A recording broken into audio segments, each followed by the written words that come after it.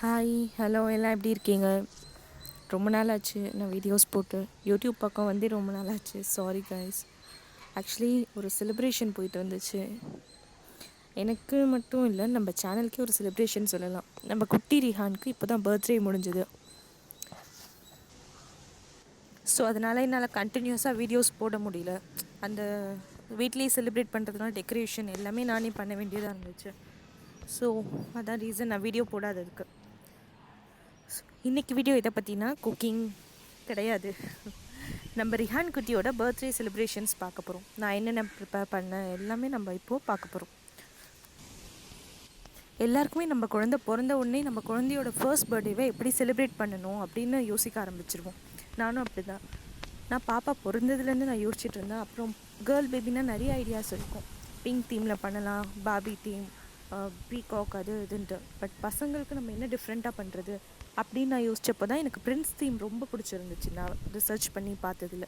So பாப்பாவுக்கு பர்த்டேன்னு வச்சா Prince தீமில் தான் வைக்கணும்னு அப்போவே டிசைட் பண்ணி, அதுக்குள்ளே லாக்டவுன் வந்துருச்சு. லாக்டவுனில் நம்ம வீட்டில் தான் செலிப்ரேட் பண்ண முடியும். இதில் எப்படி நம்ம தீம் பார்ட்டி செலிப்ரேட் பண்ணுறது, ஈஸியாக நம்மளால் பண்ண முடியுமா அப்படின்னு ரொம்ப யோசித்தேன்.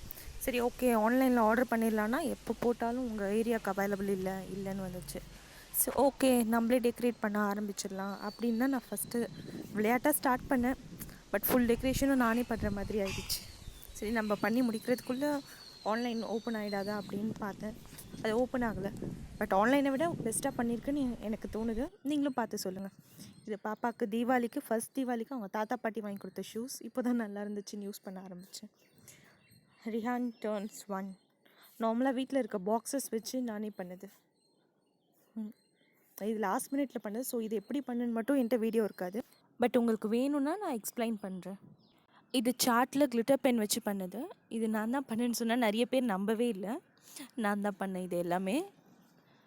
அண்ட் டேபிள் டெக்கரேஷன்ஸ் ஃபுல்லாக நான் தான் பண்ணேன். சாரீ வச்சு தான் ஃபுல்லாக டேபிள் டெக்கரேஷன்ஸ்லாம் பண்ணேன்.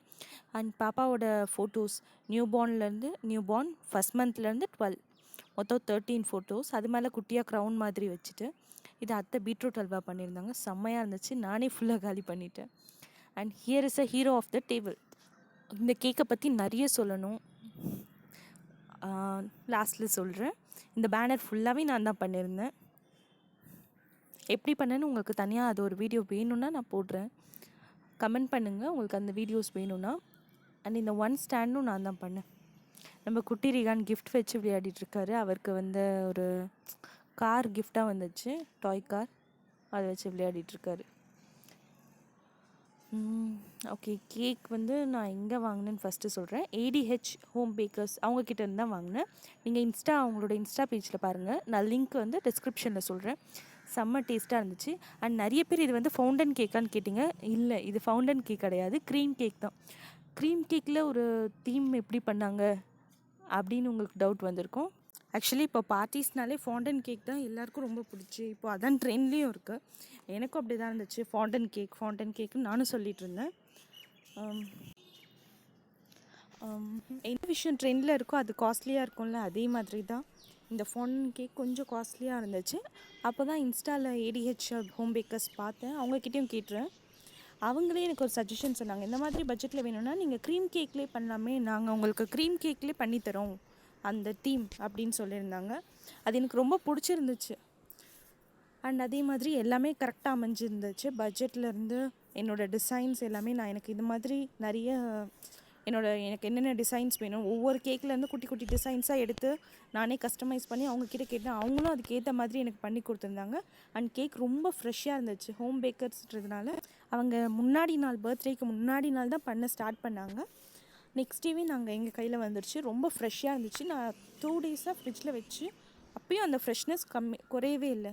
கடையிலலாம் வாங்கினா அந்த உள்ள ப்ரெட் மாதிரி இருக்குது, ரொம்ப ட்ரை ஆகிடும்ல ஒரு 2-3 டேஸில்.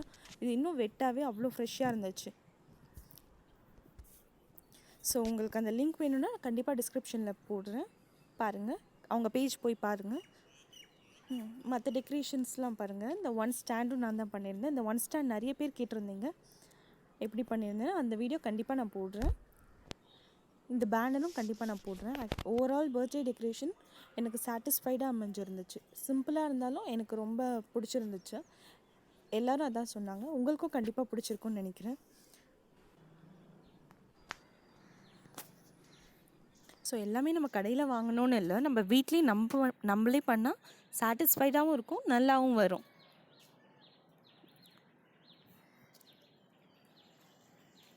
மேலே ஸ்டாரில் ரிஹான்னு எழுதியிருக்காங்க பாருங்கள். அவனோட ட்ரெஸ் வந்து நான் ரெட் கலரில் சூஸ் பண்ணியிருந்தேன். ஸோ அதனால் ரெட் கலரில் தான் வேணும்னு கேட்டிருந்தேன். அவன் ட்ரெஸ்க்கும் அது நல்லா மேட்சாக இருந்துச்சு, அவனுக்கும் அது ரொம்ப பிடிச்சிருந்துச்சு. கேக்கை விட அவன் ஸ்டாரை தான் விரும்பி எடுத்து சாப்பிட்டுட்டு இருந்தான்.